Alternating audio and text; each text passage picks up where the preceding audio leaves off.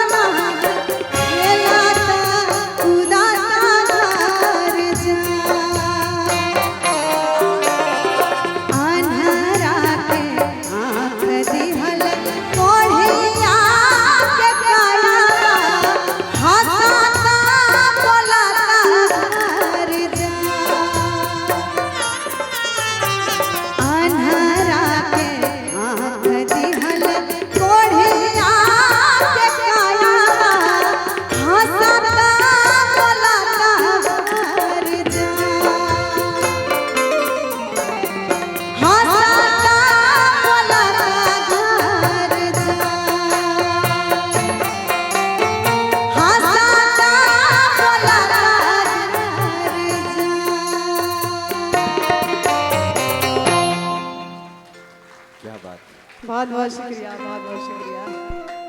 और ये हमेशा मैं जो भी छठ के गीत गाती हूँ, ये सारा मैं शारदा सिन्हा दीदी के चरणों में अर्पण हमेशा करती हूँ, आत्मा से, दिल से। तो ये दीदी का प्यार है जो आप सबों का प्यार मुझे मिल रहा है। बहुत बहुत शुक्रिया। मैं चाहूंगी जोरदार अगर मुझे आशीर्वाद देंगे तालियों के तौर पर। धन्यवाद, बहुत बहुत शुक्रिया। बहुत बहुत